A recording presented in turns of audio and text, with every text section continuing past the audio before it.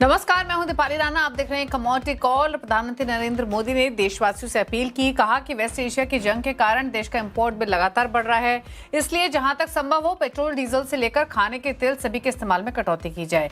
इसे कैसे देखती है इंडस्ट्री, क्या मायने हैं, क्या भावों पर असर देखने को मिलेगा, इन सब पर हम बातचीत करेंगे। मेरे एसेट शेयर खान के रिसर्च एनालिस्ट मोहम्मद इमरान हमारे साथ हैं, एशिया पाम ऑयल अलायंस के चेयरमैन अतुल चतुर्वेदी हैं, एलकेपी सिक्योरिटीज के वीपी जतिन त्रिवेदी हमारे साथ बने हुए हैं। करेंगे इन सबसे बातचीत, लेकिन सबसे पहले आपको सुनवाते हैं कि प्रधानमंत्री ने क्या कहा। साथियों, हमें पेट्रोल डीजल का उपयोग कम करना होगा। शहरों में जहां मेट्रो है वहां हम तय करें कि हम मेट्रो का ही उपयोग करेंगे, ज्यादा से ज्यादा मेट्रो में ही जाएंगे। अगर कार में ही जाना जरूरी है तो फिर कार पूल करने का प्रयास करें और भी लोगों को साथ बिठा ले। अगर हमें कहीं सामान भेजना हो तो कोशिश करनी है कि वह ज्यादा से ज्यादा रेलवे गुड्स के जो ट्रेन होती है रेलवे की सर्विसेज से भेजे। एक जमाना था जब संकट आता था, कोई युद्ध होता था तो लोग देश हित में सोना दान दे देते थे। आज दान की जरूरत नहीं है, लेकिन देश हित में हमको ये तय करना पड़ेगा कि साल भर तक घर में कोई भी फंक्शन हो, कोई भी कार्यक्रम हो, हम सोने के गहने नहीं खरीदेंगे, सोना नहीं खरीदेंगे। विदेशी मुद्रा बचाने के लिए हमारी देशभक्ति हमें चुनौती दे रही है और हमें इस चुनौती को स्वीकार करते हुए विदेशी मुद्रा को बचाना होगा। तो ये पीएम मोदी को आपने सुना, जो हैदराबाद में उन्होंने बात कही, और आज हमने इक्विटी मार्केट्स का रिएक्शन देखा, कमोडिटी मार्केट्स का रिएक्शन देखा। जो वेस्ट एशिया वॉर सुलझ सकती है, जो उसकी उम्मीदें बनती हुई दिखाई दी थी, वो वापस से ठंडी पड़ गई हैं। कैसे देखते हैं इसे एक्सपर्ट्स, क्या असर हो सकता है भाव को लेकर, इस पर करते हैं बातचीत। पहले कच्चे तेल की तरफ रुख कर लेते हैं। इस समय भी अगर आप देखेंगे तो इंटरनेशनल मार्केट्स में जो ब्रेंट का भाव है वो लगभग $104 के आसपास ट्रेड कर रहा है। नाइमैक्स $98 के आसपास है। पिछले हफ्ते वेस्ट एशिया वॉर सॉर्ट हो सकती है, सुलझ सकती है। हमने प्राइसेस में एक स्टीप रिएक्शन आते हुए देखा, $100 के नीचे डिसाइसिवली ट्रेड करते हुए देखा, और अब वापस रिबाउंड आया है। अब जो लेटेस्ट डेवलपमेंट हुई है उसके हिसाब से इजराइल ने क्लियरली कहा है कि जो ईरान के साथ कॉन्फ्लिक्ट है वो ओवर नहीं हुआ है। डोनाल्ड ट्रंप ने ईरान का जो काउंटर प्रपोजल था मिडिल ईस्ट कॉन्फ्लिक्ट को एंड करने का, उसको रिजेक्ट कर दिया है। ब्रोकरेज हाउसेज ने वापस से कच्चे तेल के प्राइसेस ऊपर की तरफ जा सकते हैं, इस रिस्क को जाहिर किया है। सिटी ने क्लियरली कहा है कि अपवर्ड रिस्क अभी भी बना हुआ है कच्चे तेल के भाव को लेकर। लेकिन इमीडिएट क्या व्यू बन रहा है, क्या स्ट्रैटेजी होनी चाहिए, इस पर मोहम्मद इमरान से बातचीत करते हैं, हमारे साथ बने हुए हैं। इमरान नमस्कार, स्वागत है आपका। इनफैक्ट आप कंसिस्टेंटली प्राइस हो या न्यूज़ फ्लो हो उसको ट्रैक कर रहे हैं। पहले आपसे भाव पर राय लेना चाहेंगे। अब क्योंकि असमंजस वापस से बन गया है, कंफ्यूजन क्रिएट हो गया है, वापस तेजी हम देख रहे हैं। अभी अगेन वो ऊपर की $120 तक की विंडो आप ओपन देख रहे हैं, और जो भी डेवलपमेंट्स हुई हैं, न्यूज़ फ्लो आया है, उनको ध्यान में रखते हुए प्राइसेस पर क्या राय है आपकी? नमस्कार दीपाली जी। तो देखिए, लाइक वीकेंड पे सऊदी अरामको के रिजल्ट्स आए थे और वहाँ पे भी उनके भी जो अर्निंग गाइडलाइंस थी, उन्होंने यही बोला है कि जस्ट इन केस अगर आज के दिन में अगर वॉर एंड होता है तो भी नॉर्मलाइजेशन, मतलब स्ट्रेट ऑफ हॉर्मुज पे वापस से ट्रैफिक नॉर्मलाइजेशन में 2 से 3 महीने लग सकते हैं। और अगर ये वॉर 1-2 हफ्ते और आगे बढ़ जाता है तो फिर नॉर्मलाइजेशन मतलब अर्ली 2027 तक जा सकता है। तो मतलब आप ये देखें कि ये जो सिचुएशन है वो काफी ज्यादा स्टीप हो चुकी है, बिकॉज लास्ट 60 या 70 डेज में आप ये मानिए कि almost like 10 million barrel per day का प्रोडक्शन, ग्लोबल इन्वेंट्रीज रिजर्व जो है वो डिक्लाइन हुए हैं। तो अभी भी वो लाइक मार्केट उसको प्राइस इन नहीं कर रहा है, ऑल्दो डिमांड फिर भी 3 से 3.5 मिलियन बैरल का डिस्ट्रक्शन हुआ है। इसके लिए आप देखेंगे प्राइसेस जो है वो 120 जाके वापस से 105 से 100 के बीच में ट्रेड कर रहा है।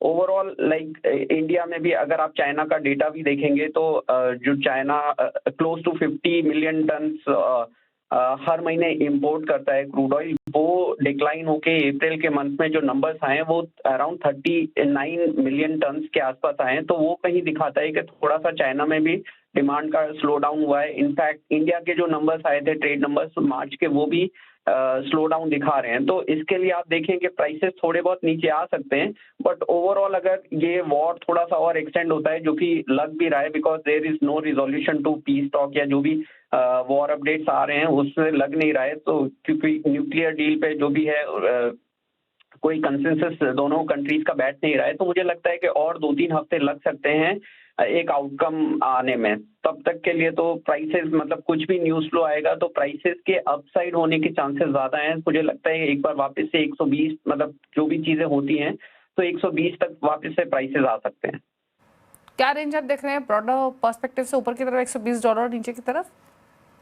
मुझे ब्रेंट 95 मतलब नीचे में 95-94 तक लग रहा है। WTI वापस as I said last week 88 के आसपास लग रहा है, और ऊपर में ब्रेंट प्राइसेस 120 तक जा सकते हैं। ओके, शुक्रिया आपका इमरान इस पर अपनी राय देने के लिए। जतिन, क्विकली आपने क्या स्ट्रैटेजीज रिकमेंड की हैं कच्चे तेल पर अपने क्लाइंट्स को? दीपाली, कच्चा तेल का अगर जब तक रेंज और जो प्राइस का सपोर्ट का बात है ना, ये $90 के नीचे जा नहीं रहा है, तो $90 एक इम्पोर्टेंट मार्क है। आई थिंक ये लास्ट वीक भी हमने डिस्कशन किया था कि $90 के नीचे जब तक ये स्टेबल नहीं होता तब तक इसके अंदर और ज़्यादा वीकनेस नहीं आएगी, और वहीं से बाउंस बैक किया है। और अब ये जो 105-110 के रेंज में ऊपर में ट्रेड कर रहा है, 110 के ऊपर वीकली क्लोजिंग या डेली क्लोजिंग आ जाती है ना, तो एक बड़ी रैली जो है और इसके अंदर काउंटर हो सकती है कच्चे तेल के अंदर, जो इसको फिर से 120-125 के पास लेके जा सकती है। तो क्लोजिंग बेसिस पे इसको ट्रैक करना बहुत ज़्यादा ज़रूरी है। 110 के ऊपर अगर क्लोज करना शुरू कर देता है ब्रेंट, तो 120-25 की लंच जो है बहुत जल्दी आसानी से देखने मिल जाएगी। और ओवरऑल जब तक ये 90 के नीचे नहीं जाता तब तक टेंशन्स जो है वो वेस्टर्न एशिया की ये कंटिन्यूड रहेगी, और यूएस ईरान की सॉल्यूशन जो है जब भी आएगी उसके बाद ये 90 तोड़ेगा, मुझे लग रहा है। तो ये तो बात कच्चे तेल की हुई। अब बात कर लेते हैं एडिबल ऑयल्स की, और हमारे साथ मिस्टर अतुल चतुर्वेदी बने हुए हैं। और पीएम मोदी ने क्लियरली कहा है कि एडिबल ऑयल का कंजम्पशन जो है उसको कंट्रोल करने की ज़रूरत है, और शायद करंट मोमेंट में इसकी काफ़ी स्ट्रैटेजिक सिग्निफिकेंस भी है। अतुल जी हमारे साथ मौजूद हैं, उनसे बातचीत करते हैं। अतुल जी, ऑलरेडी अगर हम एडिबल ऑयल पैक की बात करें तो क्लाइमेट अनसर्टेनिटीज़ बढ़ रही थी, उससे पूरी इंडस्ट्री डील कर रही थी। बायोडीजल मैंडेट जिस तरीके से निकल कर आ रहे हैं, कहीं ना कहीं जो ग्लोबल वेजिटेबल ऑयल सप्लाईज हैं वो टाइटन हो ही रही थी, और अब ये जियोपॉलिटिकल टेंशंस ने एक फ्रेश रिस्क ऐड किया है। अब सवाल ये है कि जो पीएम मोदी ने कहा है वो कितना वायबल है, और क्या स्टेप्स लेने की ज़रूरत है, फिर चाहे वो ऑयल सीड के प्रोडक्शन को बूस्ट करना हो या बैलेंस कंजम्पशन हैबिट्स को डेवलप करने की बात ही क्यों ना हो। क्या कमेंट्स हैं आपके इस स्टेटमेंट पर और इसकी यूजिबिलिटी पर? जो अपने ऑनरेबल प्राइम मिनिस्टर ने बोला है उस बात में डेफिनेटली बहुत कम है, क्योंकि आज की तारीख में हिंदुस्तान ऑलमोस्ट 55 से 60% डिपेंडेंट है इंटरनेशनल एडिबल ऑयल्स के ऊपर। तो कोई भी देश इतनी अपनी एनर्जी एडिबल ऑयल सिक्योरिटी को इतना हेविली कॉम्प्रोमाइज नहीं कर सकता। और विद रुपया अब कमजोर होता जा रहा है, 95 के ऊपर हो गया है रुपया, तो इस सिचुएशन में हम लोगों का फॉरेन एक्सचेंज आउटगो भी बहुत जबरदस्त बढ़ रहा है। तो ये तो गनीमत समझिए कि हिंदुस्तान में इस समय मस्टर्ड की क्रॉप बहुत अच्छी है, जिसने कि प्राइसेस को रिलेटिवली चेक करा हुआ है। अदरवाइज तो ये इस समय सिचुएशन और ज्यादा बिगड़ जाती और बाजार और कहीं ज्यादा तेज हो सकते थे, जो कि अभी हुए नहीं है। जहां तक कंजम्पशन ड्रॉप का सवाल है, मेरा ये मानना है कि ये गर्मी जो इतनी जबरदस्त पड़ रही है इसमें ऑलरेडी कंजम्पशन ड्रॉप तो हो ही रहा है। और दूसरा ये जो अपने पेट्रोलियम और गैस वगैरह की जो तेजी आई है, LNG वगैरह की, उससे होरेका सेगमेंट में डेफिनेटली कंजम्पशन ड्रॉप हुआ है। तो हम लोगों का back of the envelope calculation जो कहता है कि आज की तारीख में at least during the summer months Hindustan का पर मंथ का कंजम्पशन ड्रॉप आज की तारीख में 1.5 से 2.25 लाख टन महीने का ऑलरेडी हो गया है। तो इनडायरेक्टली अपने ऑनरेबल प्राइम मिनिस्टर की बात को मैं समझता हूँ इंडस्ट्री ने और हिंदुस्तान के कंज्यूमर ने उसको ऑलरेडी इम्प्लीमेंट कर दिया है। बट एक मरतबा जब 30 त्योहार चालू हो जाएंगे उस समय क्या सिचुएशन रहेगी ये तो वक्त बताएगा। तो एक चीज मैं और आपके साथ शेयर करूंगा कि जी नेशनल इंस्टीट्यूट ऑफ न्यूट्रिशन जो है उसने तो ये बोला है कि हिंदुस्तान को 12 किलो से कम कंज्यूम करना चाहिए ऑन अ एनुअलाइज्ड बेसिस, जो आज हम लोग तकरीबन 18 किलो कंज्यूम करते हैं पर कैपिटा। ऐसा अच्छा हो सकता है प्राइम मिनिस्टर साहब का भी इसी तरफ वो होगा कि इसकी तरफ भी थोड़ा तवज्जो देनी चाहिए हिंदुस्तान के कंज्यूमर्स को। और मैं इसके साथ एक चीज और जरूर बोलना चाहूंगा कि हिंदुस्तान का कंजम्पशन बहुत स्क्यूड है। आज गुजरात हुआ या महाराष्ट्र हुआ, यहाँ तो 28 से 30 किलो खाया जा रहा है। यूपी हो या गरीब प्रदेश जो हैं जैसे उड़ीसा हुआ या बिहार, वहाँ 10 किलो के अंदर है कंजम्पशन। तो ये स्क्यूड है कंजम्पशन, तो जो ज्यादा खा रहे हैं उसको घटाना पड़ेगा। ओके लॉजिकल बात है। बिल्कुल बिल्कुल। चलिए शुक्रिया चतुर्वेदी जी, आए आप शो में और आपने समझाया और किस तरीके की स्थिति बनी हुई है, कितना इम्पोर्टेंट है इस कदम की तरफ रुख करना। शुक्रिया आपका। चलिए इसी के साथ एक ब्रेक रुक रहे हैं। ब्रेक के बाद ट्रेडिंग स्ट्रैटेजीज पर करेंगे फोकस। इतनी त्रिवेदी हमारे साथ बने हुए हैं, जल्द वापस आते हैं ट्रेडिंग स्ट्रैटेजीज की। और पहले कुछ ट्रेड्स ले लेते हैं। बताइए क्रूड पर तो आपने बातचीत की जितनी, इसके अलावा कुछ ट्रेड्स आइडेंटिफाई किए हैं? अब बेस मेटल में मार्केट अच्छा है दीपाली, जिस तरह से ये फिर से रीएस्केलेशन हो रहा है, तो एल्यूमिनियम की प्राइस जो है वो यहाँ से फिर से एक तेजी की रूप जो है वो ले सकते हैं इस हफ्ते के दौरान। और ट्रेडिंग के हिसाब से अगर देखने जाएंगे तो 372 के आसपास एक अच्छी खासी सपोर्ट है। 372 के रेंज में, 372.50 के रेंज में मिलता है तब वहाँ पर खरीदने की राय रहेगी। 368 के स्टॉप लॉस के साथ में और 377 के टारगेट रहेंगे। तो एल्यूमिनियम जो है वो पहला पिक रहेगा। दूसरा पिक जो बन के आ रहा है वो कॉपर के अंदर बन के आ रहा है, क्योंकि अगर किसी बेस मेटल मार्केट के अंदर एक फॉर्मेशन अच्छा है टेक्निकली, तो कॉपर के अंदर एक फ्रेश ब्रेकआउट भी हुआ है। इसके अंदर एक रेंज के अंदर फंसा था, सीज फायर के बाद हमने देखा था फरवरी मंथ में पूरा एक रेंज में था जहां पर 1270 से लेके 1300 इस रेंज के अंदर फंसा हुआ था। अब 1300 के ऊपर जब से ये ट्रेड होने लगा है तब से एवरीडे हम रोज के दिन में हम देखें तो 1% से 1.25% की बढ़त जो है वो रोज देखने मिल रही है इसके अंदर। तो जब तक ये 1320 के ऊपर ट्रेड करा तब तक नेक्स्ट 2 से 3 दिनों के लिए इसके व्यूज जो है पॉजिटिव निकल के आ रहे हैं। हायर साइड पे 1350 से लेके 1360 ये इसकी रेंज बनेगी रेजिस्टेंस की, जहाँ पर एक्सटेंडेड फिबोनाची एक्सटेंशन है, वहां तक ये जा सकता है। तो कॉपर और एल्यूमिनियम दोनों टॉप पिक्स रहेंगी बाइंग के साइड के हिसाब से। सोने चांदी पे क्या सलाह है करंट लेवल से?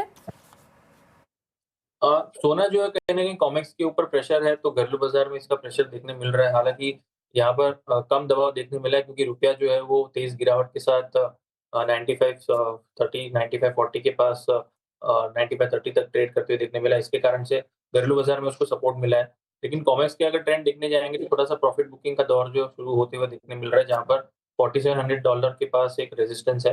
तो सेल ऑन राइज की रणनीति ज्यादा फेवरेबल लग रही है सोने के अंदर। 1,52,500 ये जो है वो मेजर रेजिस्टेंस लेते हुए देखने मिल रहा है आज के दिन में। सो नेक्स्ट से आज से अगले 2-3 दिनों तक अगर 1,53,000 के ऊपर जब तक ट्रेड नहीं करता 1,53,000 के ऊपर, तब तक ये सेल ऑन राइज का व्यू पॉइंट लेकर चले। 1,53,000 आपका स्टॉप लॉस रहेगा और लोअर एंड पर 1,51,500, 1,51,000 और 1,50,500 ये आपके टारगेट्स रहने चाहिए। सो सेल ऑन राइज की रणनीति अपना 1,50,300 ये एक अच्छा कंफर्ट जोन रहेगा सेल करने के हिसाब से। एग्री बास्केट से भी कुछ पिक करेंगे क्या, स्पेशली कोरिएंडर पर कोई राय आपकी? दीपाली आज के दिन अगर हम देखें तो सभी एग्री कमोडिटीज के अंदर एक मुनाफा वसूली देखने मिल रहा है कोरिएंडर को छोड़ के। कोरिएंडर एक अच्छी खासी एक बढ़त के साथ ट्रेड करते हुए देखने मिल रहा है। यहाँ पर लेवल्स जो है वो थोड़े पैन आउट हो रहे हैं पॉजिटिव साइड के डेवलपमेंट के हिसाब से। फर्दर इन द वीक मुझे लग रहा है जब तक 12,100 12,200 ये लेवल जब तक होल्ड कर रहा है तब तक पॉजिटिव साइड के ट्रेंड जो दिखने मिल सकती है। हायर साइड में 12,700 से 12,800 रेजिस्टेंस रहेगा। 12,400 के जितना नजदीक लेंगे उतना रिस्क रिवॉर्ड फेवरेबल है, क्योंकि 12,200 के नीचे आपका स्टॉप लॉस बनेगा और 12,700 से 800 का टारगेट बनेगा। ओके, तो ये राय कोरिएंडर पर रही। फिलहाल 12,454 पर कारोबार करते हुए दिखाई दे रहा है। अच्छा, क्विकली एक राय ग्वार पैक पर भी ले लेते हैं। ग्वार पैक पर क्या राय रहेगी? वीकनेस का ट्रेंड है दीपाली, इस हफ्ते थोड़ा सा वीकनेस रह सकता है, जिस हिसाब से fresh start of the week में ये दोनों ही गोरगम और गॉरसीड दोनों वीकनेस के साथ ट्रेड कर रहे हैं। गोरगम जब तक 11,300 के नीचे 11,500 के नीचे ट्रेड कर रहे हैं तब तक सेलिंग का व्यू रहेगा। 11,200 के रेंज में 11,200 से 11,300 के रेंज में इसको सेल करके चलना है। 11,550 के ऊपर स्टॉप लॉस रखें। गॉरसीड में 5,700 ये लेवल के ऊपर जब तक ट्रेड नहीं करता तब तक इसके अंदर वीकनेस का ट्रेड आपको मिलते रहेगा। 5,400 से 5,300 ये टारगेट के हिसाब से 5,750 के स्टॉप लॉस के साथ में इसके अंदर भी सेलिंग की रणनीति अपनाएं। ओके, चलिए, तो ये ट्रेडिंग स्ट्रैटेजीज आपके लिए एग्री नॉन एग्री पैक से शुक्र जतिन आने के लिए शो में और सभी ट्रेड्स रेकमेंड करने के लिए। इसी के साथ एक ब्रेक के उस पर आप देखिए आवाज समाचार। नमस्कार।